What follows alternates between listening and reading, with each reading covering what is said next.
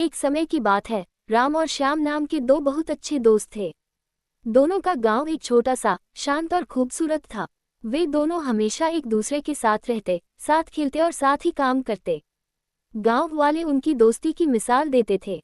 लेकिन उनकी इस दोस्ती में एक बात बहुत मजेदार थी। श्याम हमेशा अपनी चालाकी से काम निकाल लेता था और राम थोड़ा भोला था। एक दिन की बात है, राम और श्याम ने मिलकर तय किया कि वे जंगल में घूमने जाएंगे। दोनों को जंगल घूमना बहुत पसंद था।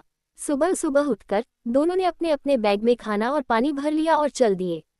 रास्ते में गाना गाते हुए और हंसी मजाक करते हुए वे जंगल के बीचों बीच पहुंच गए। वहां पहुंचकर उन्हें एक ऊंचा पेड़ दिखाई दिया। श्याम को लगा कि अगर इस पेड़ पर चढ़ा जाए तो ऊपर से पूरे जंगल का नजारा दिखेगा। उसने राम से कहा, राम चलो इस पेड़ पर चढ़ते हैं, देखते हैं ऊपर से कितना मजा आता है। राम थोड़ा डर गया क्योंकि उसे ऊंचाई से डर लगता था, लेकिन श्याम के जोर देने पर वह मान गया। श्याम चढ़ने में बहुत तेज था तो वह जल्दी ही ऊपर पहुंच गया, लेकिन राम का चढ़ना मुश्किल हो रहा था। जैसे तैसे वह आधे रास्ते तक पहुंचा, तभी अचानक एक आवाज आई, धड़ाम। राम का पैर फिसल गया और वह सीधे नीचे गिर पड़ा। श्याम ने ऊपर से देखा और जोर जोर से हंसने लगा। राम को थोड़ी चोट लगी थी, पर उसकी दोस्ती में कोई कमी नहीं आई। श्याम नीचे उतरा और राम से कहा, अरे तुम तो बहुत बुरे चढ़ाई करने वाले हो, अब चलो हम कुछ और करते हैं।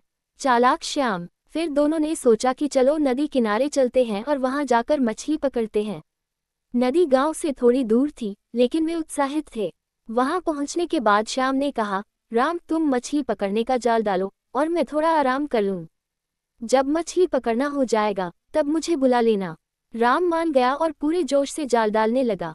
काफी समय बीत गया, लेकिन श्याम वहीं सोता रहा। राम ने मछली पकड़ी, आग जलाई और खाना तैयार किया। जब खाना बनकर तैयार हो गया तब राम ने श्याम को उठाया।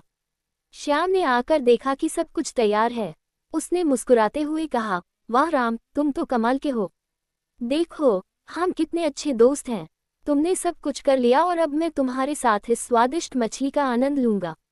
राम हंसते हुए बोला, हाँ श्याम, हम सच्चे दोस्त हैं, तुम चालाक हो और मैं मेहनती।